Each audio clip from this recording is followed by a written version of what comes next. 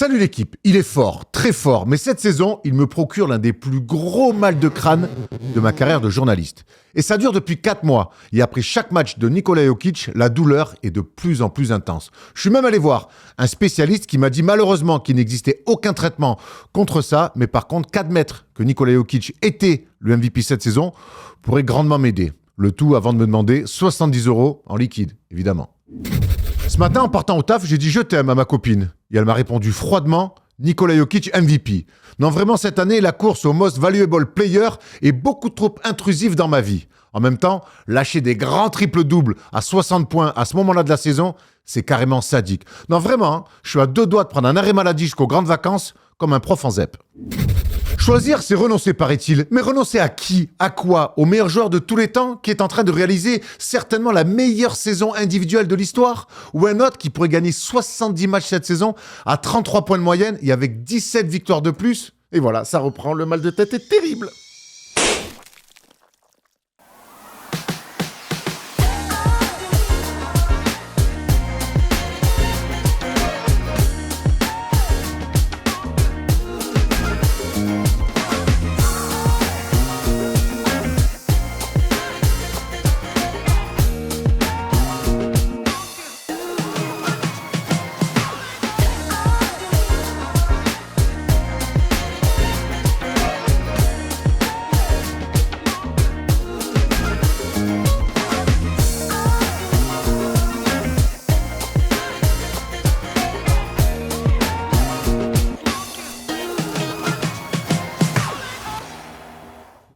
Salut l'équipe, on est jeudi et le jeudi c'est le First Day Show et je vous annonce cette semaine que du lourd, du très très lourd parce que déjà l'actu est bouillante, voire exceptionnelle et puis surtout c'est le duo retrouvé entre Stephen Brun et Thomas Dufan, les hommes aux lunettes noires, les Blues Brothers on a envie de dire. Mais une blague plutôt. Le dimanche à Bamako. C'est le jour des... Je sais pas pourquoi on chante ça. Il y avait 2 duos à faire avec des lunettes noires, il est allé chercher Amadou et Mariam. Mais pourquoi? Je sais pas, gros. Mais une blague c'est mieux, non? Ça va, Tom? Ça va, ça va. T'es en forme? Moi ça va. Mais une blague c'est très bien, allez, on oublie tout ce qui s'est passé, la lumière bleue. Pas mal. Très bon, très bon. Steph, t'as retrouvé le sourire apparemment. Après t'être fait ouvrir en deux du côté de Montreuil. Il s'est passé Tu nous racontes un peu parce qu'on a vu compliqué. Écoute, c'était un tournoi de paddle pour gagner un séjour à Marrakech de 5 jours avec un tournoi de paddle là-bas. En plus, il y a une maison là-bas maintenant. Ouais, exactement. Donc à Quali, on avait déjà gagné des tournois de paddle, donc on était chaud. On était arrivé bien motivé. Et puis voilà, on arrive à 17h25, à 19h30, le tournoi était fini. Voilà, tranquillement, on s'est fait. Tu t'es fait ouvrir le premier match contre une équipe forte, c'est ça? Solide. Deuxième match, le problème c'est que l'équipe forte qui nous ont tapé premier match, après ils nous disent ah non les mecs, vous êtes trop solides, les 2 paires qu'il y a dans la poule, ils sont nuls à chier, vous allez les taper. Relâchement. Donc on est rentré dans un mindset avec Walid, c'est bon, on va quand même aller en quart.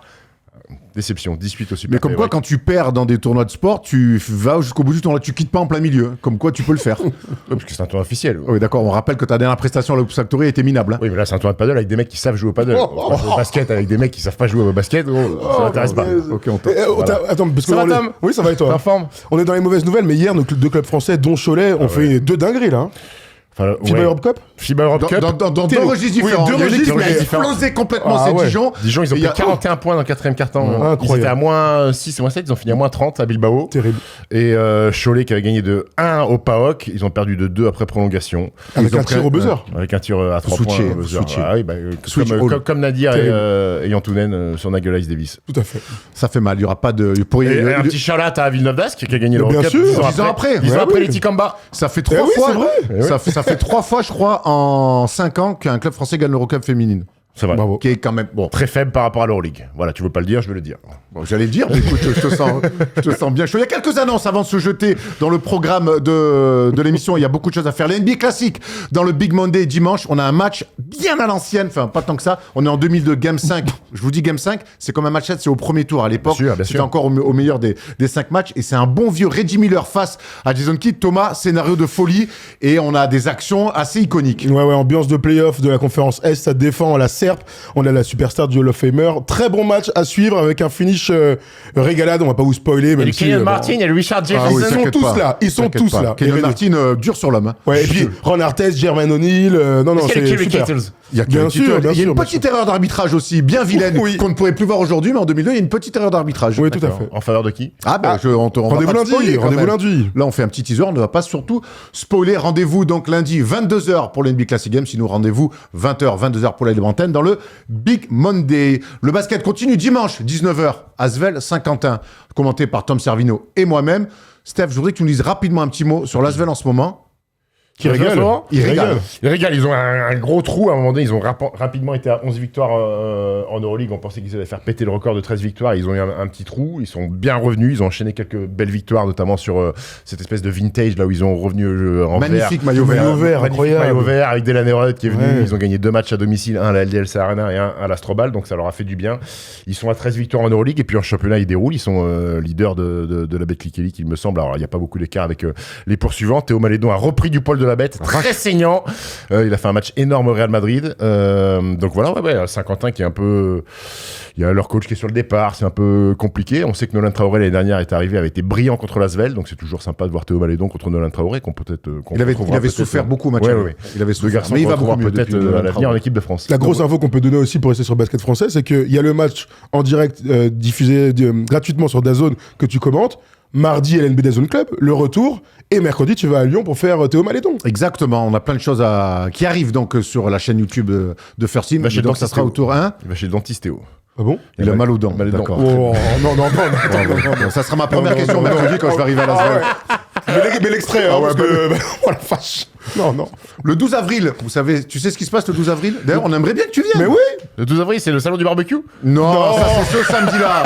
On croisera peut-être des gens et on sera dur à rater. Il y a des mecs qui se préparent des gentils fous. 12 avril, c'est à quel jour? C'est le 12 samedi avril, soir. Malakoff, Gravelines. Alors c'est l'équipe de N3, je te rassure, sinon on va faire le plein. Mais 12 avril, la First Team sera à Malakoff pour vivre le match entre donc Malakoff et Gravelines. Avec Thomas Laroukis, on l'espère, si la commission de discipline et Clément a pété les plombs, quoi. Il a pris 2 techniques.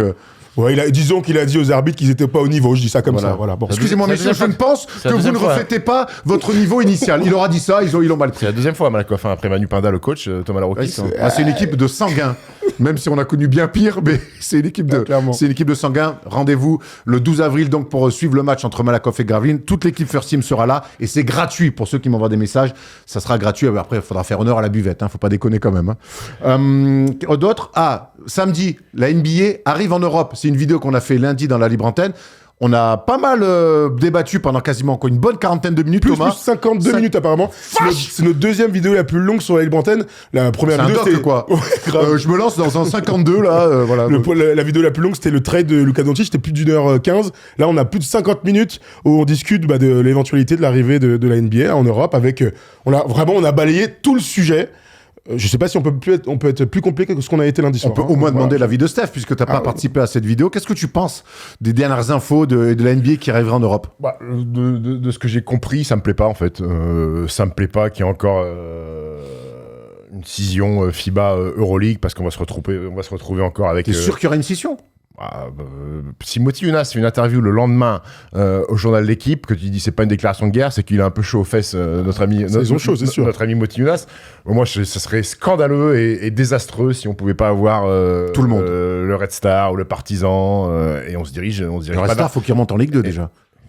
D'accord. Mais pour l'instant, on se dirige pas du tout vers ce genre de choses-là, et je trouve que ça serait catastrophique déjà que les gens s'y perdent sur ces Coupes d'Europe et compagnie. On s'y perd déjà, disons-le. Oui, c'est déjà compliqué. On a déjà perdu beaucoup de gens, et puis la création de nouveaux clubs, il n'y a pas de...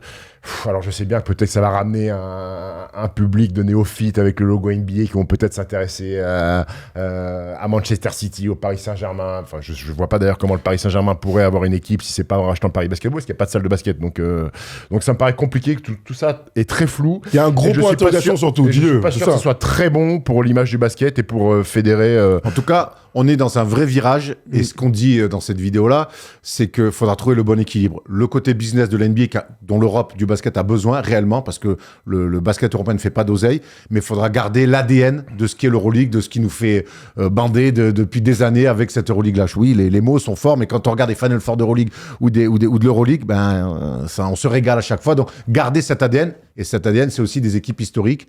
mais qui ont des présidents et qui ont du pognon, qui n'ont peut-être pas besoin des Américains. On sait que c'est tout un équilibre à trouver. C'est un micmac compliqué, écoute. Très compliqué. Affaire à suivre. On en est où? Vous savez, on a bien voyagé chez First Team. Et Thomas vous explique ça parce que si vous allez à l'étranger, il faut une petite carte eSIM, regardez. Comme vous le savez, avec First Team, on part souvent en voyage. Et je sais pas vous, mais nous, on est toujours en galère de hors forfait dès qu'on quitte la France. Mais ça, c'était avant qu'on découvre Saily. Saily te propose des eSIM pour partir à l'étranger sans te ruiner. Et en plus, c'est hyper simple. Déjà, il te suffit de télécharger l'application en un clic. Ensuite, tu choisis le pays où tu comptes partir. Nous, par exemple, on compte bien repartir aux États-Unis. Et là, tu choisis ton forfait, rien de plus simple. En plus, tu peux le commander avant de partir et l'activer une fois sur place. Ça va t'éviter de faire la queue pendant des heures à l'aéroport pour t'acheter une carte SIM. Et puis, vu qu'on est cool, si tu rentres le code FT15 au moment du check-out, tu as 15% de réduction sur ton forfait. Régalade, non? Donc, pour ton prochain voyage, tu sais ce qu'il te reste à faire. Télécharge l'application Saily et vis ton trip sans aucun stress de hors forfait. Voilà, donc si vous voulez partir aux États-Unis, ça se passe avec Saily pour se simplifier la vie parce qu'on a toujours besoin de notre téléphone. C'est le 2025, hein, voilà, on y est. Sachant qu'on l'utilise, on l'a vraiment utilisé mais ça marche de à fou, New York, tu l'as utilisé toi à Los Angeles. Vraiment, ça change la vie efficace, par rapport à efficace. ce qu'on faisait avant. C'est très efficace. Oui. Non, vraiment, sans déconner. Ça marche très très bien. Ouais, ouais, ouais. C'est facile à prendre. Boum boum, tu le mets direct dans ton téléphone. C'est très très bien. Voilà, t'as pas besoin de rajouter une puce ou quoi que ce soit. N'hésitez pas, foncez. On l'a utilisé et on en est tous ravis. Et quand je dis on, c'est les 7 de First Team Tout à fait. qui avons voyagé. On va passer dans le sommaire de l'émission, pardon, les news comme d'habitude. On fera un grand débat sur Nikola Jokic, où on va revenir un peu sur ses performances exceptionnelles et sur la suite de la saison et même des trophées autour de Nikola Jokic qui, vous l'avez vu dans l'édito, me donne un bon mal de crâne cette saison. On fera une palette sur le style nouveau, je sais même pas comment dire, des Memphis Grizzlies. Thomas, on a analysé un petit peu ce style de jeu pensé entre autres par Chio Masuzalo qui est désormais devenu le coach avec des résultats pour l'instant qui tardent à venir, mais c'est un style de jeu unique en NBA. On analysera ça dans la palette et on finira avec le quiz. Qui dit quiz dit Steph. À 3, ça va être le bordel dans ce canapé, sachant que Tom, apparemment avec les équipes, ont préparé du nouveau. Ouais, risky business, il a dit. Donc j'ai hâte de voir. Ils ont fait des tests, apparemment ils se sont bien fendus la gueule. Bah, tant mieux. Allez, on va dans les news avant ça.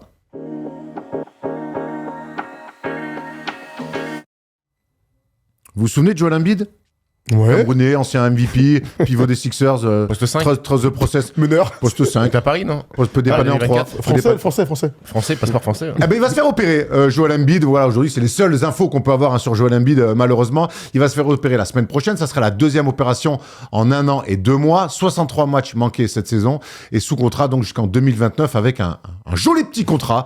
Voilà pour les nouvelles de Joel Embiid. Ce qu'on peut espérer, les gars, c'est la seule fenêtre qui nous reste aujourd'hui avec Joel Embiid, c'est de se dire, on espère que cette opération sera la bonne et qu'on pourra retrouver un Joel Embiid qui pourra enchaîner une saison pleine, mais on attend ça depuis 8 ans. Ouais, non, mais de toute manière, c'est une bonne nouvelle. On attendait cette information depuis qu'il a shut down sa saison. On attendait qu'il fasse son opération et qu'il prenne un maximum de temps pour revenir. Si ça doit prendre 6 mois, tant mieux. Si ça doit prendre 1 an, et ben qu'il prenne son année pour revenir et jouer 3-4 ans de bon basket et espérer aller en finale de conf pour la première fois de sa carrière. Donc voilà, c'est une bonne nouvelle. On voulait juste s'arrêter là-dessus 30 secondes. Parce que de toute manière, la saison des Sixers, il n'y a plus rien à en dire. Je suis très pessimiste, moi. Tu peux, hein. Très pessimiste. Alors, de là à dire que c'est fini pour Joel Embiid, ça reste quand même dans un coin de ma tête. Ça fait beaucoup d'opérations sur le genou pour un gabarit à 2,16 pour 130 kilos. Je suis pas sûr. On dit une opération, ça va peut-être le guérir, mais ça fait quand même beaucoup d'opérations chirurgicales pour un garçon comme ça qui est déjà très fragile. Avant même d'arriver en NBA, il n'avait pas joué la première année parce qu'il était. 2 premières années, il joue pas parce qu'il est blessé. Moi, je pense qu'il va falloir regarder les highlights de Joel Embiid sur YouTube si on veut voir qui était vraiment Joel Embiid. Je suis pas sûr qu'on retrouve le Joel Embiid MVP de NBA. Pour moi, c'est très inquiétant en fait, ça se fait repérer. Mais nous, c'est ce qu'on a déjà dit, que ce soit chez Clutch ou ici. Moi, j'y crois plus au retour de Joel Embiid à 100%. Et si on a envie d'y croire parce que c'est un joueur quand même fantastique, c'est plus du fantasme que de la réalité. Donc, certes, ils vont tout tenter. Il y a une nouvelle opération. Mais je te rejoins et on te rejoint, je pense, plutôt sur le pessimisme autour de Joel Embiid. On lui souhaite quand même le meilleur et on touche du bois pour cette opération. Il y en a un qui se fait pas opérer, mais qui opère toutes les défenses sur lui. C'est Stephen Curry, mon gars. Il a un joli prénom en plus, un beau shooter, un peu meilleur que toi quand même. C'est peut-être Bon, ça reste à voir. C'est vrai. Non, Stephen. Sur un concours à 3 points. Je pense qu'il y a match. Ouais, très bien. D'accord. 52 points quand même face à Memphis. T'as jamais 52 points? Hein en 2 matchs, ouais. En 2 matchs, en comptant l'échauffement, moi, on dit ça. C'est 52 points face à Memphis, 12 sur 20 à 3 points. Et Tom, vas-y, il est relou, franchement. Franchement, il en sort toujours quelques-uns dans une saison comme ça. C'est 8 passes, non et il fait toujours kiffer. C'est incroyable de le voir comme ça encore à son âge. Ouais, c'est son meilleur match de la saison. Vous savez, il y a un truc drôle qui s'est passé, c'est que bon, pour tous les mecs qui jouent à la fantasy, c'est le même soir, c'était vraiment la soirée des folies, des 61, 10-10. Et donc dans les points fantasy... T'étais content, gros. Ouais, alors j'avais pas les deux, malheureusement, j'avais même aucun des deux. Jokic capitaine. Ah bravo, comme Jérémy et comme Tom. Et donc dans ce soir-là, il y a un mec qui fait 61, 10-10, il fait 90 points de fantasy, et c'était pas le meilleur de la soirée. C'était lui qui fait 92. Ça montre à quel point il était très très fort, il a été bon à l'interception, il a été extraordinaire dans le premier quart-temps. Il met 19 points dans le premier quart, ils prennent 17 points d'avance. Sauf que les Grizzlies, ils font un énorme match. C'est un gros match de basket, tu sais, qui sent un petit peu les playoffs. Et dans ce type de match-là, quand il est en forme, quand il est en phase avec son tir, oui, bah en fait, il a aucun égal. Il a été exceptionnel, il les a détruits de bout en bout. Tout le monde a été bon d'ailleurs autour de lui, hein, je pense à Draymond Green notamment, mais c'est un vrai bon match à revoir en replay si vous l'avez pas vu en direct. Draymond Green, petite parenthèse, il est en pleine bourrin sur cette fin de saison. On retrouve le Draymond Green de la grande époque des Warriors. Il va prendre des voix pour Deepoy, hein, c'est sûr. Il va être 3e, 4e, je pense. Ouais, Steph Curry, match d'exception. Il en avait fait quelques-uns déjà cette année, mais celui-là, c'est quand même cherry on the cake. Il met des tirs parfois défendus, compliqué, mais le problème c'est que quand il est dans la zone comme ça et quand on connaît la qualité de tir de Steph Curry, les 52 points c'est magnifique, mais il y a à côté, 10 rebonds, 8 passes, c'est pas les interceptions aussi. Pas unidimensionnel en fait, c'est pas juste un mec qui met des points et qui shoot, c'est-à-dire qu'il a une autre influence aussi sur 52 points. On l'a jamais considéré comme ça. 52 points, 8 passes, ça veut dire que ça génère un minimum 16 points en plus. Si on pense que les passes D c'est que des tirs à 2 points, mais ça aussi des tirs à 3 points, donc il a généré quasiment 70 ou 75 points rien qu'avec lui, c'est fantastique. Et puis il dit après que Jimmy Butler, écoute, ça lui a donné le sourire, ça lui a fait du bien. Ça lui permet aussi de délester un peu la défense parce que Jimmy B, il faut aussi être un peu concentré sur lui, voilà. Et puis interview mi-temps du mec des PTT, la Quinton Post, il disait mais pourquoi c'est moi qui fais l'interview, gros? J'ai dit, mon gars, le mec des PTT. j'ai un mec qui a mis 40, pourquoi c'est moi qui ai avec le casque? C'est pas moi qui vous devez interviewer. Il m'a rigolé, Quinton Post. Ouais, il est bon. Le néerlandais. Il est bon. Le néerlandais, lui. Oui, Il est content d'être là, mais en même temps tu m'étonnes. Bah ouais, il sort de nulle part, le mec. Il y avait The Mailman et il y a Quinton Post. Et la grosse info de ce match-là, pour moi, c'est une énorme info. C'est que les Warriors sont 5e de la conférence Ouest. Alors on va voir le classement, justement. Allons-y. Tu me devances. On va voir le classement de la conférence Ouest parce que c'est le feu dans cette dernière ligne droite pour les places directes en playoff ou la course au play-in. Regardez la victoire importante donc des Warriors pour... j'allais pas dire sécurisé parce que... Il n'y a rien de sécurisé. Il y a rien de sécure, ouais. Mais on voit Minnesota qui est actuellement 6e. Les Clippers qui gagnent des matchs aussi sont 7e. Et toutes ces équipes-là se tiennent donc en quasiment un match avec 44 victoires chacune. Il y a Warriors Celtics, je crois. Il y a Warriors Celtics, il y a Warriors Lakers aussi qui arrive. C'est vendredi soir, ouais. Warriors Lakers. Alors, tu vois, quand je regardais le classement ce matin, je me disais, attends, en tant que fan des Lakers, je peux pas rêver mieux. 3e contre... Tu joues Warriors, toi? Bah attends, tu veux jouer qui 6e Wolves, magnifique. 2e tour contre les Rockets. Gros, ça, je peux pas rêver mieux. La réalité, c'est qu'il reste 5-6 matchs pour toutes les équipes et que ça va encore bouger. LA. On en a trop parlé. Avec plaisir. Écoute, je jamais n'importe qui. Non, c'est jamais arrivé. Depuis 2018, c'est jamais arrivé. Si Kawhi, là, qui en forme actuellement, joue au premier tour, les Lakers de Doncic, je veux regarder, gros. On regardera. T'inquiète pas, on va regarder sur notre Twitch en même temps. De toute façon, la conférence Ouest, toutes les séries vont être cool. Et vous avez vu les Grizzlies, on en parlera tout à l'heure, mais 4 défaites de suite. Et là, ils sont dans le play-in alors qu'ils étaient 5e, un peu au chaud. Ça va être chaud, sachant qu'on n'a pas dit que hier soir, Dallas, avec un Anthony Davis exceptionnel, il prend un coup, il met encore le game winner et tout. Franchement, le play-in de la conférence Ouest va être exceptionnel. Donc, les playoffs, ça va être encore mieux. Un petit mot sur les Suns qui sont 11e. Allez, hop, on va passer à autre chose. On va juste finir sur industriel. On va finir sur Steph Curry quand même parce que Lakers Warriors ce soir, pardon. on va finir sur un tableau de Steph Curry à 50 points ou plus. Regardez, il dépasse LeBron James avec 15 matchs à 50 points ou plus. Voilà, ça classe le bonhomme. Ouais, autre stat que je peux vous ajouter. Chamberlain sera jamais rejoint par le coup. Ouais, a priori, ouais. Ou alors il est pas encore dans la ligue. Autre stat comme ça, un peu all-time, c'était le 4e match, à 12-3 points ou plus dans sa carrière, 2 fois en 2016, 2 fois en 2025. Donc c'était il y a 2 mois. Et l'autre stat, c'est que c'est son 25e match à 10-3 points ou plus dans un match. Il aurait pu faire. Bon, c'est abusé, il aurait pu faire péter le record de Klay Thompson. Mais tu sais qu'il est à 10 début du 3e quart. Gros. Et il dit j'y pense. Hein. Bah oui, je me rappelle exactement le match. C'est là où il est bon, c'est qu'il force pas. Non, c'est qu'après il rate aussi. Il prend des tirs. Oui, mais il prend des tirs à lui, mais tu vois, il est pas. Il fait 12-20 à 3 points. 12-20. Tu te rends compte, 20 tirs à 3 points. Ouais, c'est fou. 12-20, j'avais même pas ça. J'avais même pas ça sur une dictée, gros. Je vais pas faire ça à 3 points. Est-ce qu'on peut s'asseoir sur le canapé et se dire, il y a un mec qui prend 20 tirs à 3 points dans un game? Et c'est rentable. Si c'est rentable. Si c'est Steph Curry, c'est OK. Si c'est moi, c'est plus compliqué. Oui. Mais ça arrive de maintenant. Tu respectes pas mon tir. Déjà, tu prends 20 tirs dans un match. C'est beaucoup. Oui. C'est beaucoup. Oui, mais c'est des superstars. Bon, Écoute, bon joueur. Bon, Voilà, bon joueur. à vie fort. Ah, on est là, sourire et à vie. Tranché, Bah voilà, avis bon tranché. joueur. Steph Curry, bon joueur. Ouais, je pense. Bravo. Faut se mouiller, faut savoir se mouiller. Il y en a qui se sont mouillés aussi, c'est l'NBA, puisqu'ils ont remis les trophées du mois. Et Zachary Zaché est une nouvelle fois à l'honneur, puisqu'il est rookie du mois de la conférence Est pour le 2e mois d'affilée, avec des stats, on le voit, plutôt intéressantes.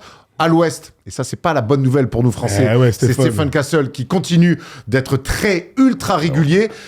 Steph, on a eu un débat là-dessus la semaine dernière. J'ai l'impression, même si on a envie de croire en Zachary, j'ai l'impression que Stephen Castle réagit quand même les 2 derniers mois d'une régularité qui va certainement l'amener à être rookie de l'année. Oui, mais alors, ce qui me gêne dans ce vote de rookie de l'année, c'est que les résultats collectifs ne sont pas très peu pris en compte. C'est que les stats individuels, et c'est ça qui va faire mal à Zachary, parce que Zachary il produit ça dans une équipe qui va jouer les playoffs, alors que Stephen Castle, depuis la blessure de Victor et de De'Aaron Fox, on sait que c'est juste pour aller prendre des minutes, mon grand, commence à t'approprier la NBA, et donc t'es un peu carte blanche, et donc il fait des cartons, donc ça me gêne un peu. Après, ils arrivent à gagner des matchs, hein. Ils arrivent à gagner des matchs, les Spurs. Hier, ils ont gagné. Ils ont encore gagné hier soir. Non, mais T'aurais battu l'équipe des Nuggets hier. Ah ouais? Ah bon? Personne. Ouais, enfin, il y avait Russell Westbrook. Si on commence à dire ça. De match. Oui, c'est vrai, il met 30 points. Il fait un peu très mal.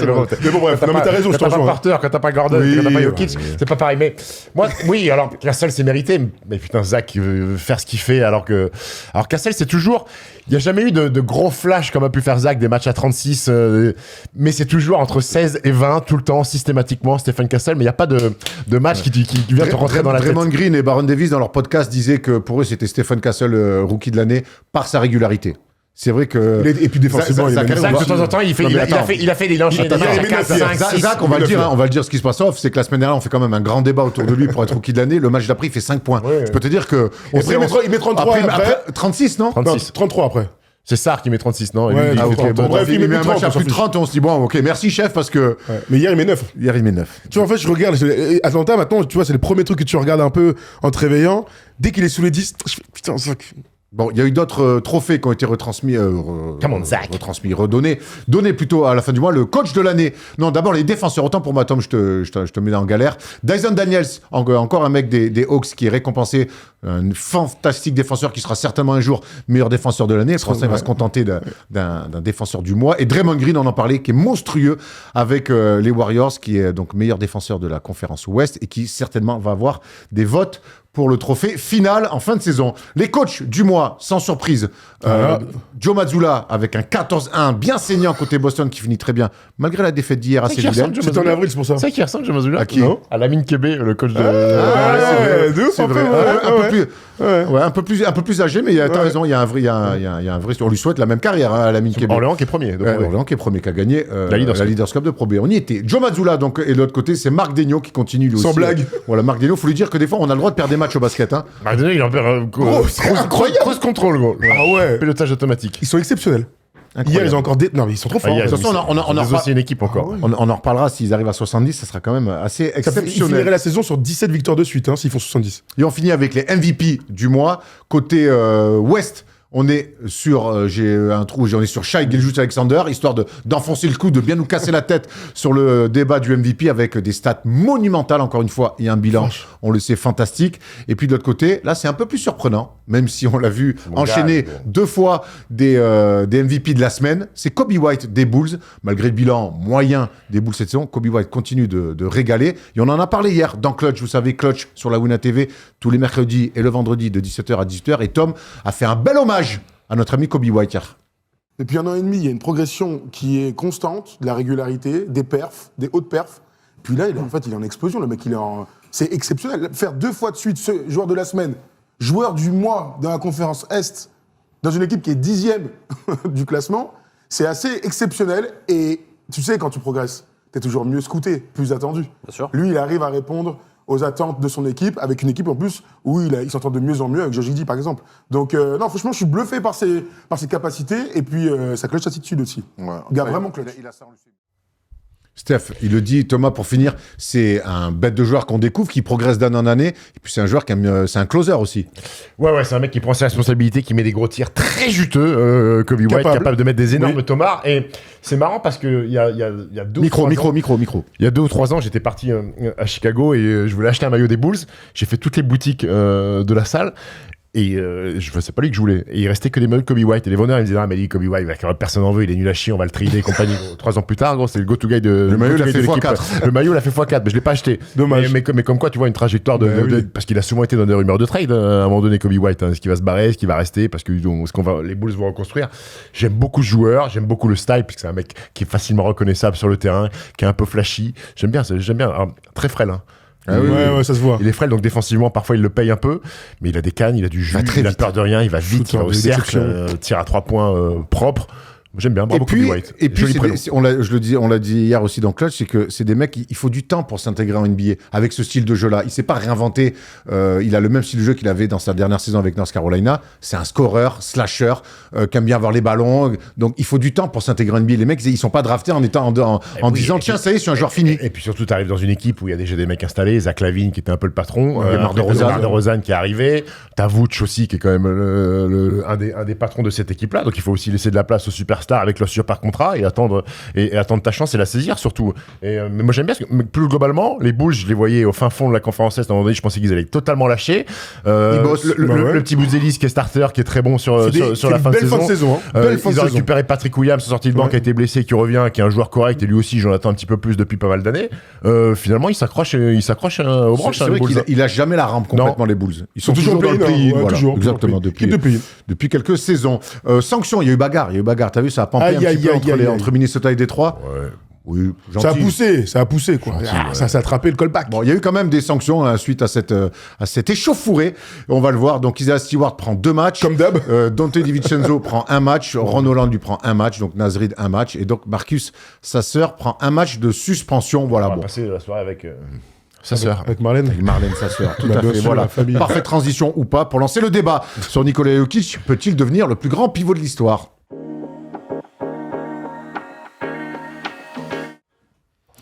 Il est exceptionnel, Nikola Jokic. Encore une fois, cette semaine, il nous a sorti une performance monumentale, un triple-double à 60 points. Qu'est-ce qui se passe encore? Pourquoi vous vous touchez là? On fait des petits jeux. Ah, c'est ça avec les ronds et tout. C'est très compliqué d'animer une émission avec. C'est la 5ème B en même temps aussi. On t'écoute, hein. Mais je sais. Je voudrais d'abord qu'on revienne sur ce match-là. Encore une fois, Thomas, il y a une semaine, on disait, avec les absences de Jokic, pour nous, c'est fait. Ça m'arrangeait bien, je vais pas te mentir. Le débat MVP est plié. Là, Jokic qui rate les matchs, ça arrange presque un peu tout le monde. On n'a pas besoin de relancer ce débat qui est l'un des plus compliqués autour du titre de MVP. Eh bien, que Nini, malgré la défaite compliquée face à Minnesota sur une fin de match assez improbable de Russell Westbrook, Nikola Jokic sort ce match monstrueux, 61 points, 10 passes, 10 rebonds, 18 sur 29 au tir. Steph, qu'est-ce que tu as pensé de cette performance? C'est hallucinant de se réveiller le matin et de voir ça. Donc tu vas sur le League Pass et tu dis il faut que je regarde. Il faut absolument que je regarde ça. Surtout que le match en lui-même est un match de très haut niveau de basket. Double prolongation. Voir sa panoplie. Je suis toujours estomaqué. Et pourtant on l'a vu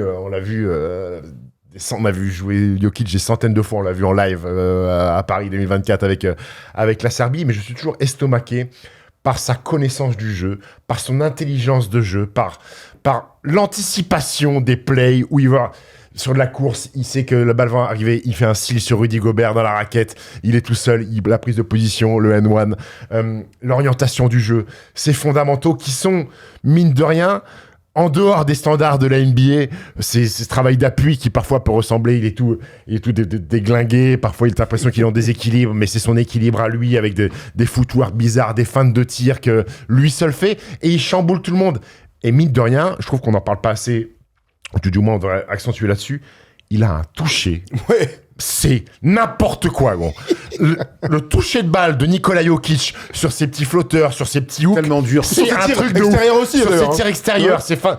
Quand il va prendre le contact, il a des mains en or, mec, c'est Goldfinger, gros. C'est un truc de malade. Tu sais, on parle beaucoup des finitions de Kyrie, qui sont dans de la vitesse, dans les angles et tout. Mais ce que fait Nikola Jokic, en plus dans des périmètres, on sait qu'au basket, les shoots les plus relous, c'est 2-3 mètres. Mais surtout, c'est chiant, il a des appuis, le panier est là, il a des appuis qui sont là, il a le dos en vrac comme ça, il arrive à trouver des tirs.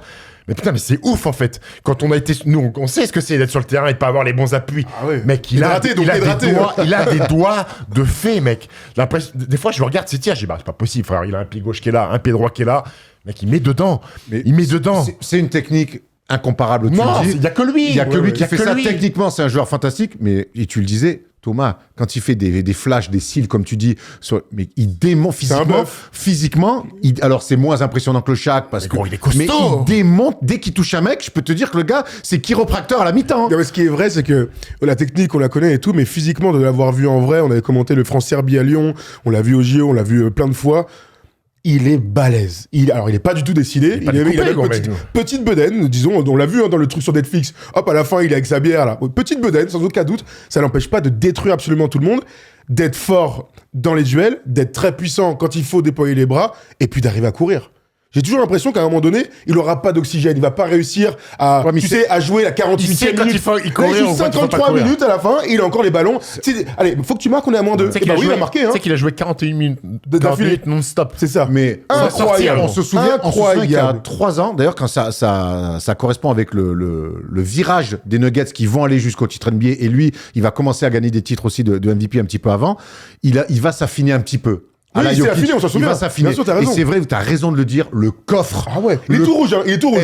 Mais alors, le coffre qu'il a parce qu'il est fait les allers-retours. Et ça. Et tu le vois jamais main sur les genoux. Jamais. Non, c'est vrai. Bouche ouverte comme ça. Mais ça veut dire qu'il remonte la balle, hein. Oui. Tu vois, ça rajoute un truc normalement. Thomas, il remonte pas la balle. Il gère tout. Tout passe par lui. Tout passe par lui. D'ailleurs, j'ai vu un commentaire d'un mec, il a dit pourquoi est-ce que Jokic, on le met pas parmi les meneurs de jeu? Oui, bon. Non, mais parce que là où. Non, mais évidemment qu'on va pas le mettre parmi les meneurs, mais à partir du moment où Stephen Curry est considéré comme un meneur de jeu, t'as le droit de te poser la question pour un mec qui monte le ballon, qui a tout le temps la balle, qui annonce tous les plays quasiment, qui annonce les plays, qui est souvent la balle comme ça, tu sais, face au jeu. Il a quand même ce truc-là. LeBron aussi a ce truc-là à un moment donné, d'avoir tout le temps la balle en main. On le met sur le poste 3, mais dans ta manière de jouer, en fait, t'es beaucoup plus meneur que pivot. Et ça marche pour Nikola Jokic aussi. Et surtout, cette équipe des Nuggets, les mecs qui sont autour, ils ont compris qui était Nikola Jokic. Quand tu vois des situations où tu vois Jokic courir, flasher, Brown, Aaron Gordon, Michael Porter, ils connaissent exactement la façon de jouer de Nikola Jokic et ils lui mettent les ballons au bon endroit. Il y a un relationnel qui existe aussi dans d'autres équipes, mais celui-là, il est rare parce que c'est une équipe, ça fait longtemps qu'ils jouent ensemble. Et comme c'est un joueur particulier, tout autour, ils savent exactement comment joue Nikola Jokic. Toutes ses coupes sans ballon, les jeux sans ballon. Il y a une vraie connexion entre, tu vois ce que je veux dire? Il y a une vraie connexion. Tous les mouvements, parfois tu dis, ça te passe, ça n'existe pas. Mais Jokic, il fait des passes parce qu'ils savent exactement comment Porter, comment Gordon va couper dans le dos. Il y a une vraie connexion et ça, c'est rare en NBA d'avoir une vraie connexion avec tous les joueurs. À l'image des Warriors depuis 10 ans, où il y a des actions que tu ne vois nulle part ailleurs. Et la première action qui viendra toujours en tête, c'est quand Steph coupe et que Draymond Green lui fait un écran pour le corner. Tu vois, en fait, il y a que eux. Et vous vous souvenez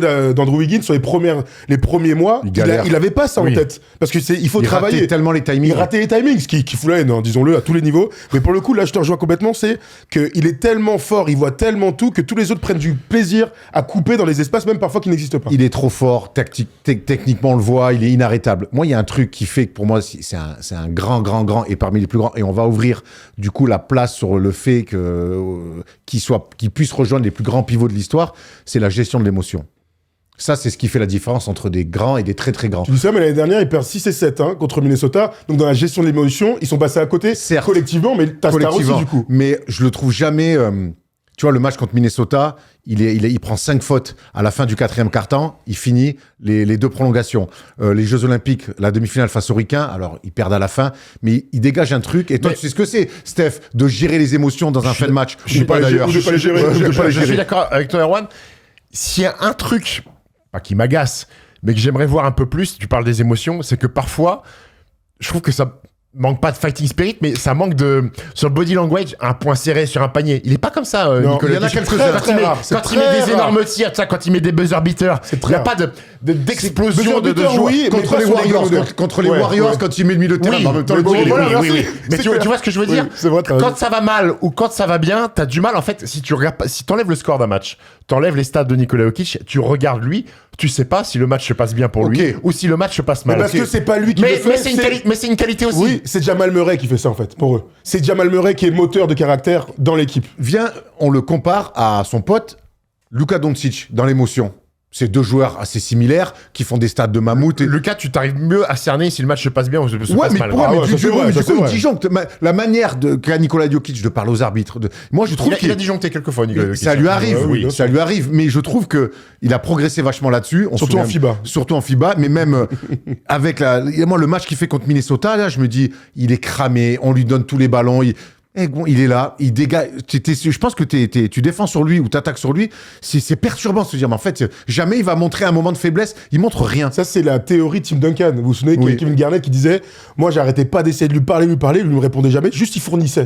Donc il y a quand même des mecs comme ça qui parlent. Est-ce qu'il y a des gens qui lui parlent? Je pense que tout le monde a essayé quand même. Plus maintenant, en tout cas. Oui, voilà. Mais t'es sur un terrain de basket, t'essaies de lui parler, au bout d'un moment, il continue à faire sa petite vie, donc t'arrêtes au bout d'un moment. Ouais, c'est vrai. Bon, si le mec répond pas, parler à un mec qui te met 15 points d'affilée dans la gueule au bout d'un moment. Parce qu'il y a un truc qu'on n'a pas dit. Il y a des de droit sans cervelle qui sont capables de lui parler pendant 40 minutes. Il y a un truc, moi, que je trouve qu'on dit pas assez, c'est qu'on met toujours Nikola Jokic d'abord au centre d'un collectif, ça passe, en machin.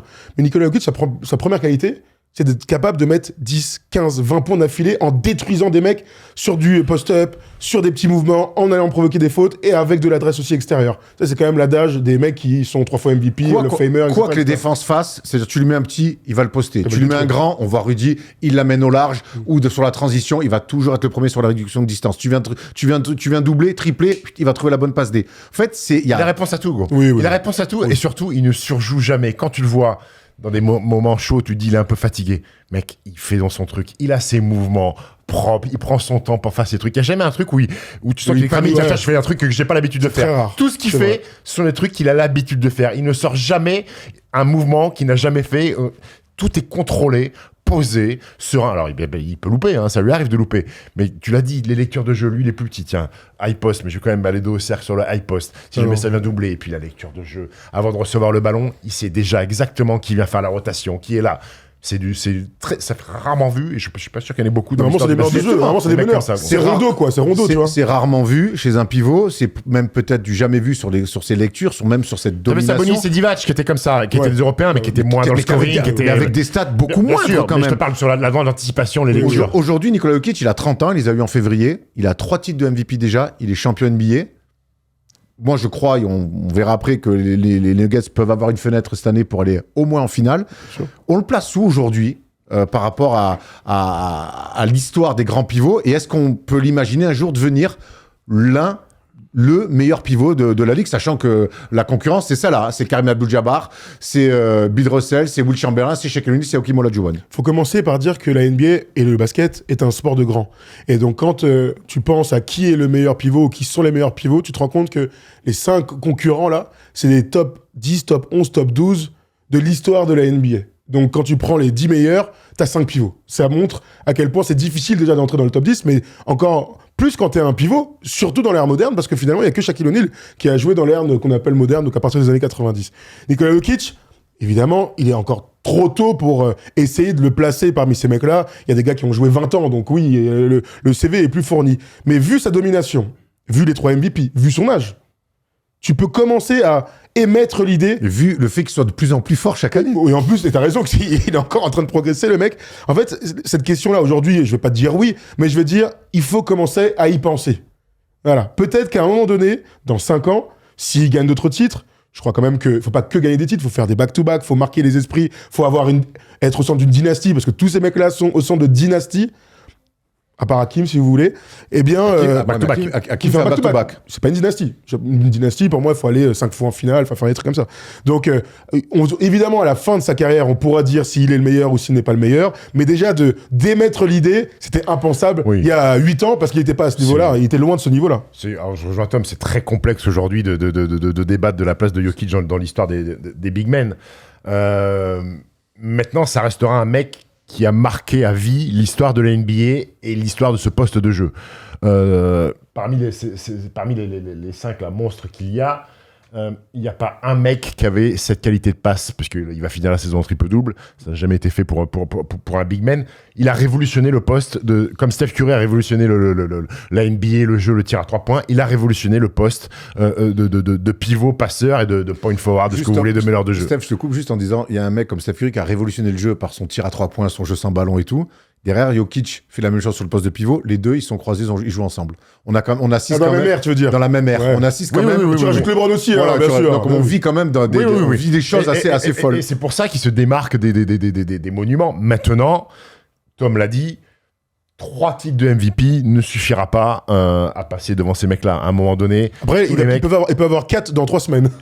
peut-être, du coup, mais le problème, c'est qu'on a fait des centaines et des centaines et des centaines de débats sur Jordan LeBron, et l'argument principal qui arrive, c'est 6 titres contre 4. Bien sûr. Et donc, à un moment donné, je ne peux pas aller contre mes arguments Jordan LeBron pour mettre Jokic devant Jabbar, ou devant Bill Russell, ou devant Shaq, ou devant Hakim the Dream. Tu vois ce que je veux dire? Bien sûr. Donc, pour moi, il n'y est pas encore. Mais il n'est pas fini. Il n'est pas devant Hakim pour toi? Non.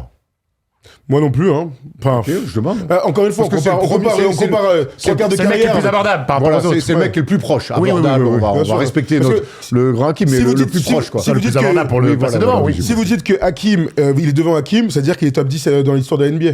Donc c'est ça, il est devant, je sais pas, Kobe, Duncan, tu vois, etc. etc. Donc c'est... Bon, c'est Ou très Steph dur. Curry, c'est très très dur. C'est très dur. Ce qui est sûr, c'est C'est très, très qu'aujourd'hui, dur. ce qu'on peut dire, c'est que c'est un overachiever, comme on dit. Oui, oui. C'est que, mec, on Ça veut dire rappelle quoi qu'il il est drafté quand même 41e bien 41e sûr. position. C'est un exceptionnel. délire. C'est exceptionnel. Personne Sur n'attendait une ça. pub tacos, quoi. Ouais, personne n'attendait ça Mais de même lui. pas lui, il faut dire la vérité. Mais encore moins, il n'aime pas non Tu plus vois les ce que je veux dire, à un Nuggets. moment donné. On peut imaginer quand même que donc il va falloir gagner des titres pour Nikola Jokic. Ça reste quand même au bout d'un moment le fait qui fait qu'on bascule ou on passe devant certains mecs, c'est les titres. Justement, est-ce que cette année, les Nuggets, qui sont actuellement 3e de la conférence Ouest, il me semble quoi qu'ils ont perdu hier soir, je vais retourner Ils sont voir ça. passés 4 ans. Avec les rapidement. Lakers 3e. Ouais, les Lakers 3e, ils sont 4e exactement, avec les Lakers. Bon, ça se joue à rien, Ça se joue à... Bon, Ils ont quoi, 47 ou 48 Ils ont le même bilan, non? ils ont pas le même bilan. Ils ont 46-29 pour les Lakers, 47-30 pour les Nuggets. Il va falloir gagner. Moi, j'ai envie de croire que cette année, quand je vois le retour d'Aaron Gordon, quand je vois ce que fait Jamal Murray depuis le mois de janvier, quand je vois ce qui est devenu Christian Braun, le rôle de Russell Westbrook en 6e homme qu'il faudra évidemment coacher en playoff, parce qu'on se souvient que l'année dernière avec les Clippers, souvenez-vous, très bien en saison régulière, il accepte son rôle en playoff, il a voulu un petit peu surjouer, il a fait des playoffs dramatiques. Je crois que cette équipe, même si elle a moins de profondeur que d'autres, avec le meilleur joueur du monde, elle peut avoir une fenêtre. Mais elle a une fenêtre. Elle a une fenêtre. Une Je belle crois que- fenêtre, une Mais- belle véranda. En fait, ce que je veux dire, c'est que là, le problème de la conférence Ouest, t'as 3 ou 4 équipes qui ont une fenêtre. Je veux pour dire, la ouais, finale. gros, il y a- Voilà. Oui, mais c'est elles une n'ont pas porte- le meilleur joueur du c'est monde pas- actuel. Ouais, C'est parce que que Jokic- elles ont d'autres c'est parce qualités. qu'on peut avoir un débat Ouais, MVP, bon, on peut avoir un débat MVP. c'est une porte Ouais, coulissante. ouais, gros, en fait, le problème, c'est que chaque équipe a des qualités, des défauts, tu vois. Quoique, OKC, aujourd'hui, a très peu de défauts. Eux, ils ont des vrais défauts. Des défauts de méforme, des défauts de saut de concentration. on Des l'a vu défauts, l'année dernière. des défauts de profondeur. de tir à 3 points qui peuvent passer au travers. Si Michael Exactement. Porter Jr. est en travers, ça leur fait mal aussi. Ils ont de l'expérience, ça, y a pas de doute. On connaît cette équipe, elle est coachée comme. Enfin, on connaît toutes les qualités. Est-ce qu'ils ont une fenêtre? Moi, j'en fais mes favoris de la conférence Ouest, donc je vais pas te dire. Ah non. ouais Moi Mais aussi, oui. moi aussi. Moi, je vois Denver-Boston en finale. D'accord. Si je dois aussi. mettre de l'oseille, en tout cas. Tu Moi vois. aussi. Voilà, mais ça n'est pas pour autant qu'ils peuvent pas sortir, ils peuvent pas se faire sortir par une équipe qui va jouer complètement à contre-courant. On l'a vu l'année dernière. Mais bien sûr, non mais tu vois, le problème de la conférence Ouest, c'est les match-up. À un moment donné, tu peux être très très fort contre l'équipe et être complètement dominé par une autre. Et tant qu'on n'a pas le bracket, c'est difficile de se projeter. Est-ce qu'ils ont une fenêtre? Oui. Est-ce qu'ils seront champions? Il y a quand même un chemin de croix qui est très, très épais. Je crois que la fenêtre pour être championne, elle ne dépend pas de Nikola Jokic. Parce que je pense que Nikola Jokic sera exceptionnel quoi qu'il arrive. Et elle dépend plus des mecs autour de lui. gros. Jamal Murray en premier lieu. Jamal Murray en numéro 1, L'année dernière, il était cramé, il pouvait pas jouer le mec. Michael donc, Porter Jr. et Aaron Gordon. Pour moi, ça dépend. Plus Aaron Gordon que Michael Porter Jr. Oui, mais Moi, Michael si Porter pour la- Jr. Michael Porter Jr. On accepte. On Michael accepte. Porter Jr. Jr. te fait passer cette équipe-là Ouais, à ouais, une ouais. dimension supérieure. Attends, il est bon cette année, hein. Mais- il a commencé Certes, difficile. oui, Il y a eu une histoire de famille. Il est bon, les gars. Il est bon, il défend, il prend des rebonds, il est bon. Hein. Mais il peut passer au travers. gros. Il peut passer au Et travers. s'il passe au travers, il coûte cher à cette équipe. Jokic, vrai. j'ai aucun doute sur son niveau de jeu, sur son influence, sur son impact. J'ai zéro doute. Peu importe qui il joue, il sera bon. Le problème, c'est les autres. Elle est là la problématique pour. Et quand ils sont champions, Jamal Murray Il est exceptionnel. est le meilleur lieutenant Mais- peut-être de l'histoire. Mais Thomas, Donc, l'année dernière, Jamal Murray, il est monumental jusqu'à ce match 6 et 7 où on n'a toujours pas compris ce qui s'est mais il était passé. blessé. Hein. L'année dernière, Mais le problème, il est monumental contre les vous avez des Lakers. certitudes sur Jamal Mais pas Murray? après. Est-ce que quand Moi, j'en ai. Quand Denver démarre un match, vous te dites Jamal Murray va être bon. Oui, S'il est à oui, en 100%, playoff oui. en plus. S'il est Mais à moi, 100%, je pense qu'on oui. oublie trop. Je pense que Jamal Murray, il a galéré face aux Timberwolves sur la fin de la série parce qu'il est blessé. Il a galéré au JO parce qu'il est blessé. Il a galéré sur le début de saison parce qu'il n'était pas à 100%. Depuis qu'il est à 100%, il remet des 35, des 40, il met des cartons. Moi, souvenez-vous de Jamal Murray dans la bulle, ce qu'il fait face à Utah. Souvenez-vous lors du run de playoff, comme il est monumental dans toutes les fins de match jusqu'au final. Moi, j'ai des certitudes sur Jamal Murray. Mais 6 mois, tu détruisais Jamal Murray, tu voulais Mais- le trade, c'est fou. Au trade, en tout cas, à ce point-là. Ah oui, je me souviens, à Allez, Noël, on en avait parlé, on avait fait une discussion. J'avais dit, je t'avais dit, moi, qu'il ne revient pas à 100%. J'avais été très honnête, je lui ai dit, en fait, embrouillez-vous. Non, mais je lui ai Non, dit, jamais tous les deux. je lui ai dit, fais-lui confiance et tout. Tu m'avais dit, faut le trade, j'y crois plus et tout. On n'a pas mis le truc de Main Black. Si, Ça va, il n'a pas bien marché alors. Arrête avec tes lunettes, c'est pour ça. C'est pour ça. Mais, Non, mais c'est vraiment. Moi, j'avais été très étonné par Jamal Murray. Il faut le trade. C'est la fin de Jamal Murray et tout. Je fais, mais attendez, les gars ne sont pas à 100%. Faut pas y juger. Je t'invite. Les émissions existent. J'avais dit, pas en cours de saison, je fais si cet été. Il y a une nouvelle élimination de Denver, genre en demi-finale de conf. Je suis d'accord avec toi. Là, cet été, c'est ça que je pensais pas en cours de saison, ça me paraissait un peu. Il y a les preuves, j'invite à nos amis de regarder. Est-ce que ils savent le faire. Tu parlais de profondeur de banc. Est-ce que c'est si négatif pour Denver de pas avoir une. On sait qu'en playoff, mec, ça joue à 8,5 à la rigueur. Ça dépend pour qui, hein. Oui, ça dépend pour qui. Est-ce que c'est si préjudiciable que ça Non. d'avoir une petite prof. Oui, pour toi, oui. Alors, non, sur des gros matchs. Oui, sur 2 mois et demi de compétition, où dès le premier tour, ça va être la guerre. T'as besoin d'un petit facteur Mais X. oui, c'est pas Boston, hein, la conférence Est, où tu roules, t'as de la marge, etc. Là, le premier tour, donc ils sont 4e, les 5e, c'est les Warriors. Les gars, dès le premier tour, t'es dans un truc où tu dois être à ton meilleur niveau. T'es pas en mode rodage, je prends le temps de rentrer dans les playoffs. Tu n'as pas ça dans la conférence Les Warriors, ils ont une grosse Donc, profondeur devant. non, mais en tout cas, ce sera une série serrée, si ça c'est contre les Warriors. Donc, à partir du moment où t'as 2 mois et demi de compétition, jouer à 8 pendant 2 mois et demi, je crois que ce n'est pas possible. Il y aura des moments donnés où il faudra faire entrer des mecs, ou des gars qui te suppléent, qui fassent des mecs qui surperforment un petit peu. Sinon, tu peux pas jouer. Donc, ça veut dire que tu comptes sur Dede Jordan pour donner quelques minutes. Je compte surtout pas pour lui. Hein. Il a réussi à le faire, mais bon. Il a fait des gros trucs, mais bon. C'est ça le problème, c'est pas, est-ce que sur un match 6 ou 7, tu joues à 7, tu gagnes? Bah oui, on est tous d'accord là-dessus. Oui, c'est mais sur la bon, durée. là, c'est Warriors premier tour, deuxième tour, c'est OKC si tu restes 4e. Ah, mais de toute façon, ça va être une guerre de tranchées. Et truc, c'est 2-3. Je veux bien. Et après, il y a la finale. Revenons dans le débat autour du personnage principal de ce débat-là. C'est que pour moi, quand t'as. Voilà, c'est la fin du débat. Pour moi, quand t'as le meilleur joueur du monde, avec ce qu'il fait actuellement. Prétendant au titre, je pense que ça peut combler un manque de profondeur. Le fait que Michael Porter Jr. sur un match passe au travers. Ce mec-là peut tout combler. On le voit et monter à des hauteurs statistiques exceptionnelles. Oui, on l'a vu. Ouais, mais regarde, on l'a vu. Il fait 61, 10 et 10, il gagne pas, gros. Ouais, oui. Parce que il y a des facteurs X. Ils doivent gagner. Hein.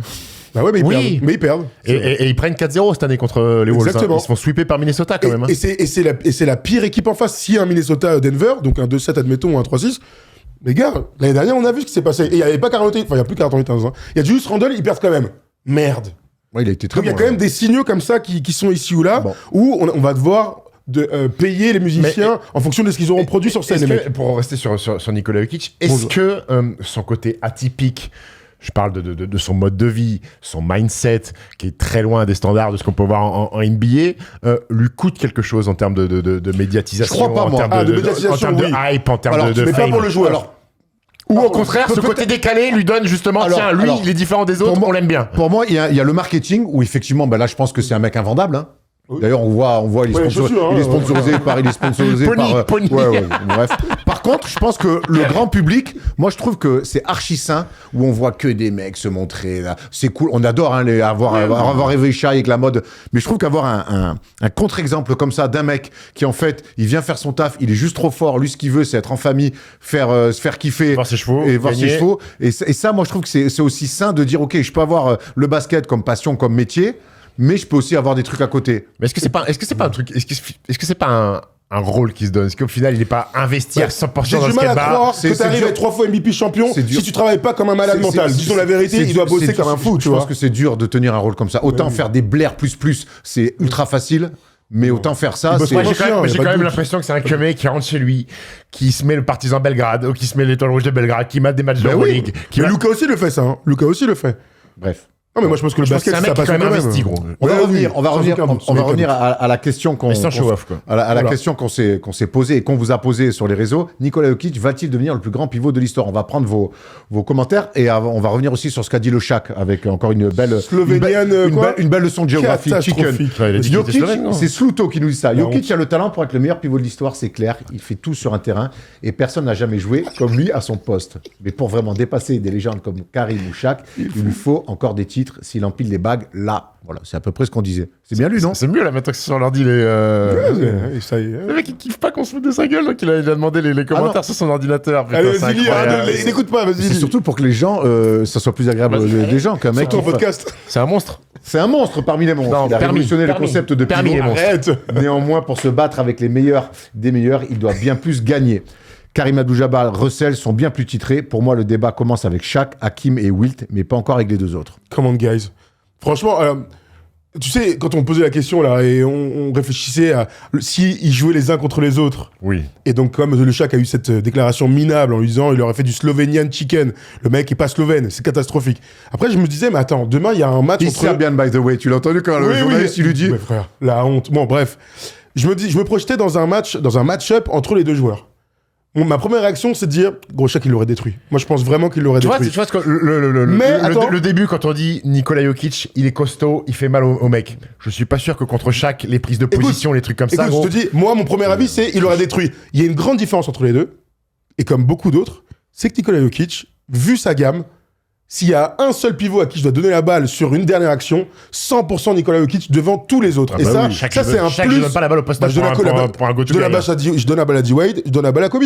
C'est comme ça qu'ils sont créés. Et Yanis est comme ça aussi. Donc, tu vois, c'est dans les points négatifs, les points forts. Mon premier avis, c'était celui-là. Mais mine de rien, sur une fin de match, gros, je pense que Jokic l'aurait détruit. Mais tu vois, Shaq, il me fait marrer quand même dans ces trucs. C'est un pauvre analyste basket, mais il a toujours des takes par rapport à sa carrière.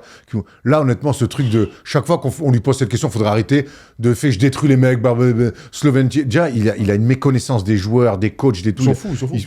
Mais franchement, elle est dramatique cette sortie. Oui, bon. Oui, bon, Si tu en parles. après on est sur une émission entertainment, hein, Oui, aussi, donc bah. on est là aussi pour. Je suis D'accord, c'est sûr pas que- le big deal non plus, quoi. Bah, pas loin, presque, gros, presque. pas loin, gros. Très bien. Il y a une différence de physique entre Vincent Lagaffe et Shaq, mais. Eh, bip bip. Allez, il y avait un dernier commentaire, c'était de Drawolf qui nous dit il a tout pour faire partie du top 5, mais une carrière sur le long terme. Chaque époque est différente, je vous ai vu, et pour moi, il n'a pas de pivot pur face à lui, mais c'est un joueur unique et le meilleur joueur du monde actuellement. Ça Voilà. fait super mal. J'ai un énorme bleu là. Bon, arrête tes conneries, gros. Tu sais, je suis tombé dans les escaliers dernière fois. Arrête, franchement, j'ai super mal. Je vraiment te tombé dans les montrerai après. escaliers, J'ai tellement mal. Où ça, gros. quels escaliers? Raconte tout, tiens, il s'est passé quoi? Qu'est-ce que t'as fait, gros, pour tomber? Ah, j'étais dans un bar là, tranquille. Bon, T'as trébuché? J'ai pas trébuché, gros. Je me suis cassé la En gueule. descendant ou en montant? Tac. J'avais pas vu. Il y avait plein de bières partout. Et c'était pas la bibliothèque qui l'a glissé. Hein. Gros, j'ai glissé. Pas 3-4 étages. Aïe, aïe, aïe, aïe, aïe, aïe, aïe. Il y a une meuf qui me dit oh, mais en plus, je viens juste de tomber. Je fais ouais, t'as raison, tu pouvais pas essuyer et tout. des J'étais gens un qui peu t'ont vu. véhément. Mais gros, il y avait tellement de gens, il y avait 10 personnes. Et là, j'ai un bleu. Un mon hématome gars. de ouf? Mais gros, j'ai tellement mal. Et en plus, hier, on est allé au basket. J'étais sous donc. Non. J'ai vraiment une glissade, les gars. Bon, Ah bref. ouais. Avec modération et pas les glissades, évidemment. Par contre, Aussi, les glissades. par contre, ce qui est à faire sans modération, c'est les palettes de Thomas.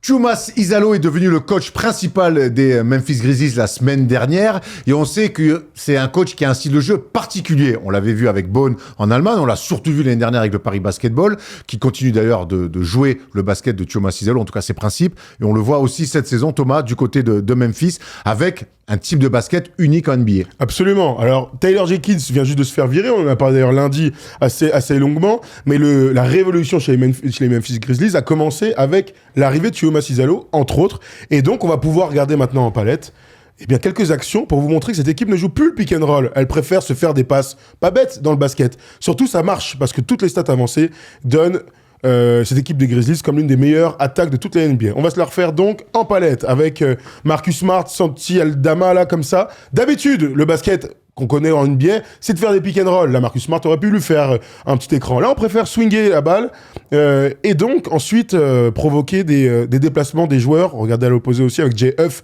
qui est clairement l'un des joueurs que l'on préfère aujourd'hui. Regardez, petites passes, on enchaîne, passe et va, Desmond Bale, on regarde les défenses, etc., etc. Et regardez les mouvements des autres joueurs. Parce que tout est en off-ball dans leur attaque. Regardez les défenses, on regarde à fond, tac, et regardez maintenant les déplacements de JF qui est sorti de la raquette, qui va y retourner. Ah, il est en train de les embrouiller. Il est Pas mal. Elle est belle. La bonne passe derrière et le beau dunk. C'est une première action, on en a 4 comme ça, c'est bête. On en a 4 comme ça pour vous montrer en fait que on joue sans pick and roll et avec surtout des déplacements. Mais c'est une histoire de principe en fait. Maintenant, on voit beaucoup de pick and roll depuis une dizaine d'années. à outrance, parce que quelque part, c'est la situation, Steph, la plus dure à défendre. Mais là, et on l'a vu un peu l'année dernière avec le Paris Basket, enfin, on l'a vu beaucoup avec le Paris Basketball l'année dernière, malgré le fait l'année dernière à TJ Short, cette année avec Ja Morant, mais pour le coup, ça lui plaît un petit peu moins qu'à TJ Short, il y a ce truc de se passer beaucoup la balle et d'avoir quasiment 3 joueurs, on va le revoir sur d'autres actions, qui bougent en même temps. Tu sais, Arman, oui, Steph. Je suis pas là pour contredire votre analyse sur les Grizzlies, mais j'ai lu un très long papier hier sur le licenciement de Taylor Jenkins. Non, c'était même pas sur ESPN, sur le licenciement de Taylor Jenkins et sur pourquoi l'arrivée de Chuma Cissalo.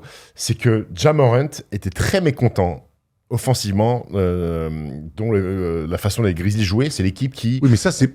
qui, sur le pick and roll, mettait le moins de paniers avec le porteur de balle. Et Ja Morant avait vraiment la haine, c'est une équipe qui jouait très peu de pick and roll, et Ja Morant demandait plus de pick and roll. Oui, mais c'est pas Chuma Cissalo qui va lui en donner, et c'est pas la philosophie de Memphis qui va lui en donner. Petite stat. Je suis pas sûr que c'est sur la faute de Jenkins. Alors attendez, petite stat.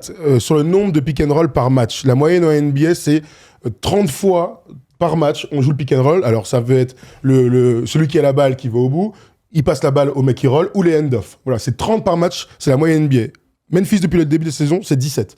Donc, c'est la première information qu'on peut donner. Il ne joue plus du tout le pick and roll. On regarde une deuxième action et on reviendra sur Ja Morant et sur les différents dires. Parce que là, pour le coup, Ja Morant, il est sur le terrain.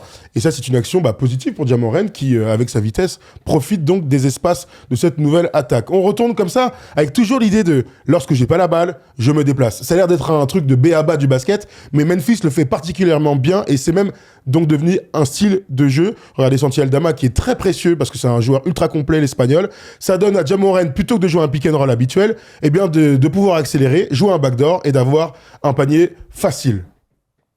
Ah, Héros, tu veux pas répondre? Ah non, pardon, j'étais sur l'action. Là, on est sur de la lecture. Ja Morant, il a 2 options. C'est soit il vient prendre le main à main et ça fait un semblant de pick and roll, mais il voit que son mec est en overplay, donc il va pas rentrer sur son mec. C'est pas si simple que ça. Et il part dans son dos. Steph, tu vois ça, le truc de la backdoor, donc il a fait un vrai V-cut comme si on était un enfant, un aiguillage là. En fait, ils le font tout le temps. C'est-à-dire que plutôt que de jouer les end-off, pardon. Avec Geoff, ça peut marcher, hein. End-off. Les end-off, en fait, le principe de base, c'est justement de donner du mouvement. Un peu comme Steph Curry, en fait, qui est plutôt d'aller chercher les ballons et toujours dans le contre-pied. Mais c'est ça qu'on voit, de toute façon, tout le temps. Et quand tu regardes quand tu regardes les matchs des Grizzlies, c'est ce mouvement permanent. Et d'ailleurs, on retrouve souvent des finitions, une passe pour un tir proche du cercle. Oui. Ils ont tout le temps cette volonté, les Memphis Grizzlies, de trouver un tir à haut pourcentage près du cercle sur du mouvement. Par rapport à ce que tu disais sur Ja Morant, avant de faire la 3e palette, Ja Morant s'est plaint du fait d'avoir beaucoup moins de ballons en main par rapport à ce qu'il a connu. C'est un mec qui tournait à 27-28 points, qui a eu des votes pour le MVP. Cette année, il est à 22 points par match. C'est sa plus basse moyenne à part sa saison 1 et sa saison 2. Il s'est plaint auprès de Taylor Jenkins. Le problème, c'est que Chuma Cissalo, lui, il arrive pour continuer à jouer son basket, mais il l'a déjà dit en conférence de presse, il a dit « Moi, je veux que ce gars-là, il joue libéré. Je veux lui donner beaucoup plus de ballons. » Et sur les 4 matchs, il a plus de ballons. Alors, il y a 4 défaites, hein, mais tu sens qu'il est remis un petit peu au centre du projet. Donc voilà, c'était pour répondre à ta question. Je suis d'accord avec toi. Après, le problème en play-off, parce que cette équipe-là va aller en play-off, on connaît... Je demande à voir encore, hein. On verra. Ils sont en play-in pour l'instant. Oui, d'accord. Mais bon, oui. Dans l'idée. Il y a des matchs en jeu qui vont arriver pour eux. Et à un moment donné, on l'a toujours dit, on est tous d'accord là-dessus, c'est qu'en play-off, les défenses, c'est quand même un peu plus d'intensité, on est un peu plus sur les... Et qu'à un moment donné, sur des fins de possession, quand t'as pas trouvé de solution, parce que des backdoors, comme on a vu ici en play-off, et des paniers près du cercle après des coupes, il y en aura un petit peu moins par rapport Mais tu te souviens, regarde. Et que sur les fins de possession, qu'est-ce que tu fais sur une fin de possession? Tu vas pas donner une ISO à Ja Morant. Non. Donc tu vas appeler un mec pour venir faire un écran, pour créer un switch ou pour créer un décalage. Souviens-toi ce qu'il faisait Paris Paris Basketball l'année dernière avec TJ Short et Nadir Ifi. Il faisait les faux écrans splittés. Un ghost screen, ouais. Un ghost screen. Et ça, mon gars, donc, est-ce qu'ils vont faire ça? Je suis curieux de voir si Chuma Cissalo va faire ça en playoff avec... Est-ce que Chuma Cissalo va faire 5 changements au bout de 3 minutes? Non. Pour l'instant, il le fait pas. Mais c'est marrant que vous parliez de ça parce que l'année dernière, dans tous les grands moments de Paris Basketball, TJ Shorts, il a tous les ballons.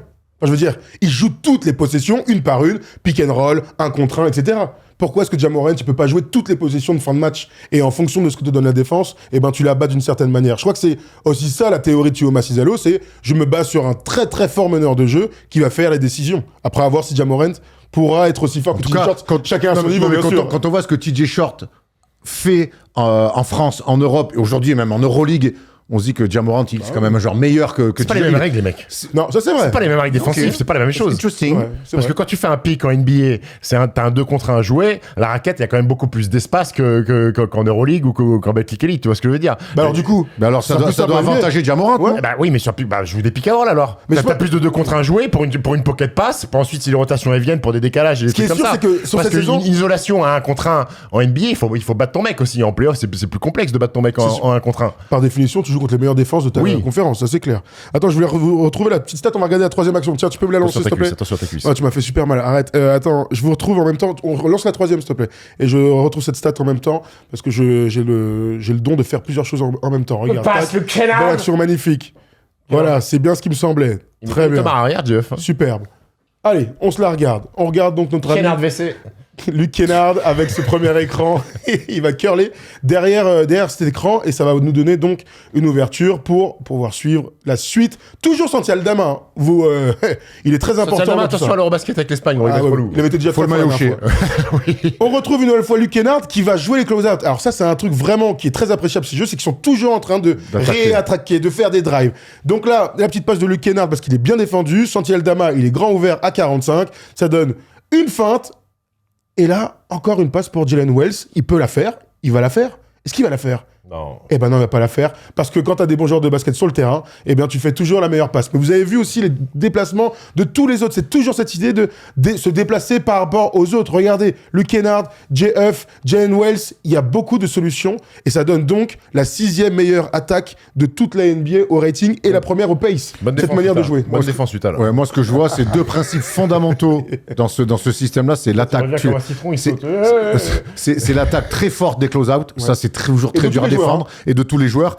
Et t'as toujours un, voire deux mecs sur la ligne de fond. Et défendre la ligne de fond. Et qui au bougent surtout. Ouais, qui bouge. Et défendre la ligne de fond au basket, c'est le pire truc au monde. Parce que c'est là où il y a le plus d'espace entre toi et le ballon et ton joueur. Et surtout, c'est t'as toujours un mec compliqué de derrière. garder- c'est T'as toujours un c'est mec compliqué derrière. d'avoir un œil Et sur un c'est- mec alors dans tu le peux dos, le faire une bonne fois, ouais, C'était t'es- Cyclope, ouais. t'es entre ton joueur et la balle, mais sur 48 minutes, c'est trop une galère. Et on voit là, c'est la troisième attaque qu'on voit, et c'est la troisième fois une solution ligne de fond. Il a dit cyclope, le mec.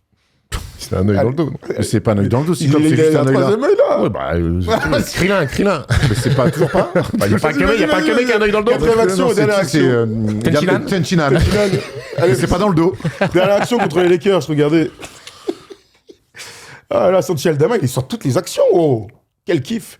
Jaren Jackson Jr., donc, qui est devenu l'homme de base des Memphis Grizzlies cette saison, avec Jalen Wells, on regarde toujours le spacing à l'opposé. Il y a Scottie Pippen Jr. aussi qui est sur le terrain. On joue à pick and roll, les mecs. On joue à pick and Mais roll. attends, qu'est-ce qui se passe? Bah, On c'est joue à très pick bien. and roll. C'est normal parce que c'est aussi Reeves qui défend, gros. le Par porteur de balle. exemple, mais regarde, bon spacing, on est tous à l'opposé. Regarde le mouvement des trois, parce qu'en fait, c'est des pick and roll, leur quelque part. Regarde Jalen Wells, il peut jouer peut-être avec Jaren Jackson Jr.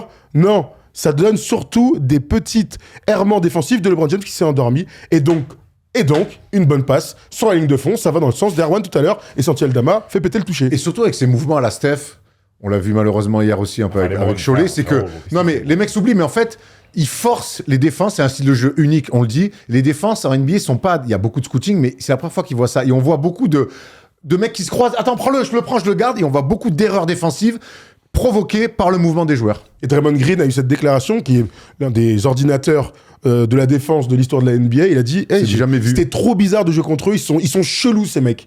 Et d'ailleurs, dans les confrontations Warriors contre les Grizzlies, il y a eu 3 victoires des Warriors, mais il y a eu une défaite.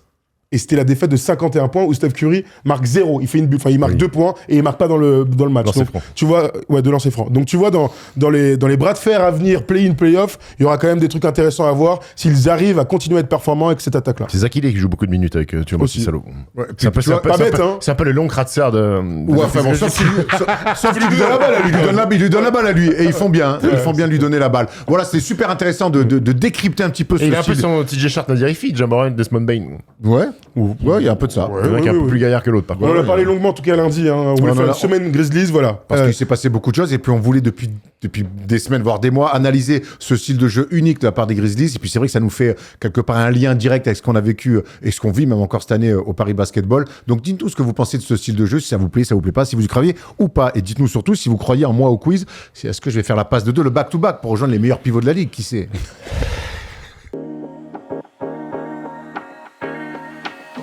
Ouais, là, c'était... Ah ouais, là, c'est Oscar Piastri a donc remporté le Grand Prix de Chine.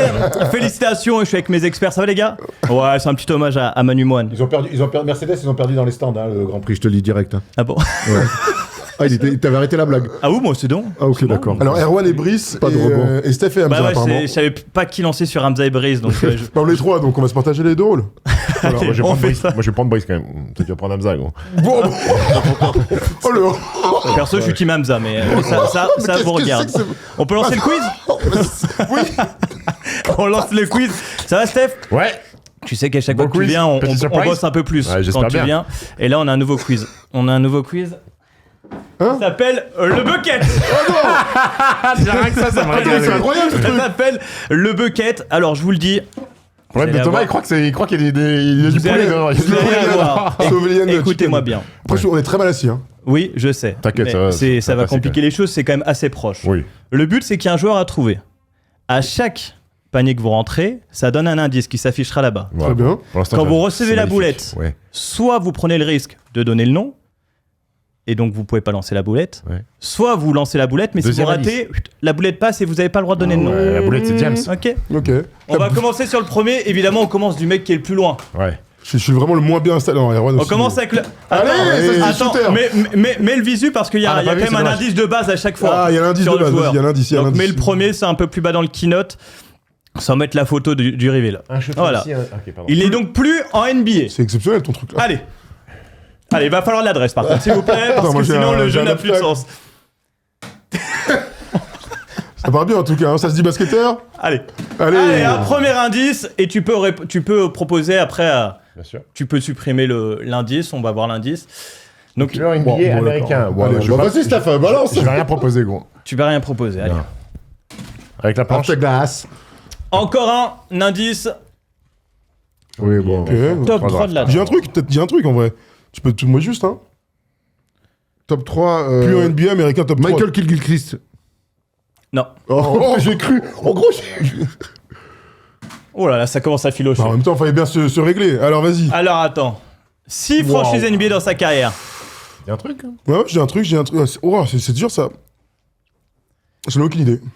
Non, j'ai aucune idée. Oh, le jeté. Alors là, ça enlève un indice. Oh, le jeté de fou. Pas mal. Et là, on va commencer à être dans le sérieux. C'est ma petit feu. Ah ouais. Top 10 score. Oh là, oh là, oh là, oh là, Oh, t'en as gagné. oh Oh, t'en as gagné 2. T'en as gagné Ah, deux. j'en ai gagné 2. J'avais gagné gagné deux. un truc. Alors, meilleur scoreur NBA. Sur une saison et top 10 score all time. Oula. En étant drafté top 3. Un retrait. Ah, il est top 3 ou il est 3ème? Il est Top dans, 3. il est dans le top 3, c'est marqué. Plus un NBA. Top 10. Oh, tu dois trouver ça, Allez, top dis un 10. truc, dis un truc, score tu peux all-time. lancer. Allez, ouais, parce Ouais, que parce que là, sinon. faut lancer, vas-y. Oh, Tu peux proposer même sans lancer. Hein. Allen Iverson. Non. Carmelo Anthony. Carmelo Anthony, évidemment. Eh oui. C'était lui le premier joueur à trouver. Ah, il y a plusieurs joueurs, genre. Hein Et puis- on peut Ah ouais. on peut en faire 2. Ah, bien sûr. Ah, bah si tu veux, si tu veux. Steph, il est bah ouais. frustré. Je crois que c'était le qui suit, j'ai rien Putain. compris. Ah mais non, c'est pas le C'est kiff. juste pour le kiff. Mais ok, oui, tiens. ça, c'est juste Ah bah pour tiens, le passe kiff. alors, on voit c'est moi qui- Allez, vas-y, t'as commence. le droit de commencer. Allez, vas-y. Attends, on commence par le premier indice. Ah oui. L'indice de base quand même. Il joue plus, Il ouais, ne c'est joue sympa comme plus indice. en NBA. Oh, airball. Allez, un premier indice pour Easy Steph. Steph. Champion NBA. Ne joue plus en NBA, champion NBA. Avec un Oh, S. Qu'est-ce que je te dise, moi, je vais tenter Richard Jefferson. Eh, pas du tout. Voilà, short stack. Pas le droit à l'erreur ici, hein, enculé. Short stack. Je joue actuellement en Europe. Actuellement en Europe. I like that. C'est tes ambiances, ça. Ouais. Attends, Un laisse-moi champion- trouver un truc, attends. Un champion NBA qui joue en Europe. Un champion NBA qui joue en Europe, un champion NBA. Moi, j'en ai un. Ah oh, putain, j'en ai pas du tout fait chier. Chi. Bah, l'enchaîne. Ouais, un champion NBA. Tu prends le risque de shooter ou tu Je vais veux shooter, tenter je vais shooter. Ok. parce que je sais que je vais marquer. Bellinelli. Non. Moi, je tente un truc. Oh, il n'y a pas le droit de donner une réponse. Oh non, Allez, c'est Ron. dur ça. Allez, Ron. Oh, putain. J'ai Tiens, plus de- attends, Chris envoie, s'il te plaît. Là, il est là. Oh là là, attention, ça commence à être chaud, là. Oh là là, oh là là, Airball. vache. On est minable. Guillaume Tell, quoi. Fin de ce qui passe. Ah, regarde les shoot, baby. Hey 2 fois meilleur contre NBA. The fuck is that? Ne joue plus en NBA, champion NBA, joue actuellement en Europe, 2 fois meilleur contrat NBA. Donc comment on l'a pas là? Sur une saison, ouais. Oui, bah oui, on se souvient. Eh, il a pas popé dans ma tête. Hein. Allez, vas-y, enchaîne. Je l'ai pas, gros. Vas-y, Erwan. Georgios Papagiannis, mais bon, c'est pas ça, gros. Ah, je l'ai pas du tout. Oula, et l'indice suivant, je pense qu'il va... Drafté par OKC. Quoi? Je peux jouer? Attends, il Tiens, faut mais attends qu'il donne une réponse. Un mec qui est en Europe, qui est 2 fois meilleur contrat Dites-moi NBA. si ce truc je l'ai, je te dis je l'ai tout de Mais suite. pourquoi tu veux marquer? Tu peux le donner sans marquer. Bah après. non, c'est Non, vrai. c'est à moi. Faut marquer pour truc. Drafté, Bah oui. drafté Deux par- fois. Attends, je joue, contrat je joue. NBA. Hein. Je joue, si je joue, Erwan, tu peux pas dire un truc. Hein. Allez, je joue. Ibaka. Ouais, Serge Ibaka. Serge Ibaka, bravo. Bien joué. Bravo, bravo. Frérot, il joue jamais à Il est cata en plus. Il est cata. Vous voulez en faire un dernier ou on passe Non, au non, vas-y. Ah ouais. Bah, faut qu'on rende le studio, non? Ouais. Mais par contre, très bon jeu, hein. Très bon jeu. Très bon. Moi, je veux bien Très faire bon un jeu. dernier, moi. Tu refais un dernier? Ouais, c'est lui. Bah allez, vas-y, de toute façon, y a Bah, pas dis de tout dans le chat, le mec a rien compris. y a pas de pub de toute façon, Attends, vas-y je hein. me permets de ramasser les... Encore une émission qui va durer 2h30. On a combien pour Serge juste là? Ibaka, je suis nul. Ah, Allez. un peu plus d'une heure. Allez, on part sur le dernier joueur. Attends l'indice de base, s'il te plaît. Pour moi, il faut qu'on puisse L'indice mettre de- pour donner un nom, hein, c'est plus drôle. Hein. Indice de base, là. Ouais. Donner un nom, il faut donner un nom, Tom. Allez, il a mis. Alors, drafté en 2012. Je sais pas, je passe. Ok. Ouais, bravo. Ah, A joué au Knicks. Allez, vas-y, envoie un truc. en 2012. Ouais, impossible. David Lee. Non. Il a été drafté, mais il a pas joué au Knicks Oh, en alors, je 2012. suis mauvais. Il a été drafté par les Knicks. je Ah non, tente. il a été Bon, drafté il y a- en 2012. Il a tenté un truc, on s'en Tente fiche. un truc, quoi. Il y a 2 indices. Vous énervez Tu vas pas, pas me les gars. tomber dessus, quoi. Merde à la fin. Ah, Steph, il y est pas, c'est con. Allez, je m'énerve à être court. Je vais péter les plombs même là-dessus, quoi. Mais il y a eu un changement d'angle. Ah Putain, oui, là, elle c'est est même belle. parfait pour Steph. Duke, drafté en 2012. Joue au Knicks, ne joue plus au NBA. Je veux dire. Waouh. Je sais pas. Ah, faut que je mette. Voilà, allez, donne-moi l'indice, ça joue au le met Knicks. bien. C'est 1-2. Allez, sympa cet indice. Hein. Chris Dion. Non. Oh putain de je ça. crois que Non, en 2012, c'est avant lui. Ouais, c'est avant, ouais. C'était lui. Putain, moi aussi. Allez, je on va vais- te on va- baiser, là. on va Allez, t'appeler. faut rater. Allez, c'est pour moi, la gagne. Putain, il va encore faire 3-0, ce bâtard. Fils d'un ancien joueur. Austin Reeves. Austin. Pas du Rivers. tout. Rivers, Ah, Austin pardon, Rivers. pardon. Ça Deux passe. réponses. Hein Ça valide les 2 réponses. Ouais, je me suis trompé, tu m'as compris. Gros, tu me regardes comme si j'étais le... C'est lui, là. Comme si j'étais Adam Silver, gros, je peux rien faire. Bravo Thomas qui Putain, a surnommé Austin le joueur. Rivers au Knicks, faut s'en souvenir. Hein. Ouais, Ah oui, c'est passage bien. dramatique. Passage C'est un bon dramatique. indice. Allez, envoie le qui suis-je. Allez, on part sur le qui suis-je, on Commence à finit vite. transpirer, là. On Très bon finit- jeu, ouais, il fait on très finit chaud. vite ce truc. Allez, c'est parti. Mon quiz est quelque part par là. Ici. Je suis né le 7 juillet 1978. J'ai donc 46 ans et j'ai quitté les parquets NBA en 2017. Dans ma carrière, j'aurais joué dans 5 franchises NBA. Mais, commençons par le commencement. Je grandis sans mon père qui décide de se tirer quand j'ai 4 ans. Pas cool le dad. Ma jeunesse se fait dans la misère. À l'école, je ne suis pas un mec scolaire, mais au collège et lycée, je vais commencer à me faire remarquer. Aaron Abotret. Eh oui, par mon l'impression que physique. J'ai l'impression que Pardon, c'est l'histoire de tous les joueurs NBA, moi. Afro-américains, bien sûr. Avec mon bon niveau, je vais me voir offrir une bourse pour l'université. L'université de Houston me file sous les doigts pour mes notes, alors je me rétrograde sur la toute petite université de Blinn College. Wow. Blin. Ça me dit un truc. Après une année NCAA où je terminerai meilleur contreur, mais la fac commence à me saouler. Je veux être pro, jouer en NBA et aider ma famille. Alors après seulement une année, j'arrête et je me dis prêt pour la NBA. Sauf que j'oublie de postuler à la draft en 99. Je ne serai donc logiquement jamais appelé. Marcus Camby. Non. Une erreur qui va m'obliger à passer par un chemin encore plus compliqué. Pour me faire repérer par la Grande Ligue, je joue au Mexique, en Chine, dans des ligues mineures. Wow. Et il faudra attendre 2001 pour me voir sur les parquets américains. Puisqu'en 2001, je participe à la Summer League avec Cleveland. Je fais une bonne impression, les Suns m'offrent un contrat qu'ils annulent avant le début de la saison. Bah, belle histoire. Oliver Miller. Non. Je vais en D-League à l'époque, et c'est finalement une équipe à l'Ouest qui va m'offrir ma première chance en NBA. Durant 3 ans, je suis le backup de Raef LaFrentz, ou après de Marcus Camby. Je joue 15 minutes en moyenne. Je quitte cette franchise que je retrouverai plus tard pour rejoindre en 2004. Gordon Hayward. Non. Ah. En 2004, non, je rejoins New Orleans. Je vais signer 5 millions sur 2 ans et je me fais déjà repérer dans la ligue, notamment après mon passage au Dunk Contest. What? Et alors que je veux confirmer mes bonnes minutes avec New Orleans, un nouveau tournant va toucher ma carrière. En 2006, je serai contrôlé positif à la drogue, dur et suspendu 2 Chris ans. Andersen. Chris Andersen, ça part ici Wow, pour bravo, Erwan. Chris Andersen. Eh oui, passé par Ah oui, Denver. tellement, et il y bravo. reviendra après. On est pas mal, Pas mal, back to back. sur la cam direct. Sur la Chris Andersen. Bah, en même temps, c'est une histoire de ouf à Ah l'époque. oui. hein. Eh oui, Chris Qui Andersen. va Bravo. renaître de ses cendres. Ah, Et qui va Miami, revenir Miami. après. ouais. Bravo. Denver, Miami. C'est une histoire qui te ressemble. Ah bah, j'attends de renaître quand même, hein, parce que pour l'instant on est sur des plutôt sur on est sur hashies. Bravo, Erwan. C'est très bien le petit quiz, le petit jeu comme ça. Ouais, Ça donne bossé. des idées pour la Ouais, suite. bossé. Bravo à tout le monde en régie. Paul, Jérémy, Aymen, Léo. Il y a même Tota Froche qui est à la caméra. baby. Merci à Thomas. Merci Merci à Thomas qui va aller boire de tout seul maintenant. Exactement. C'était pas gagné cette émission, on va pas tout vous raconter, mais c'était vraiment pas gagné. Le plan Mais serré. vous livrez quelque chose comme ça prouve qu'on est les meilleurs. Et vous êtes aussi les meilleurs. On se retrouve lundi à 20h pour le Big Monday. Ciao, ciao l'équipe.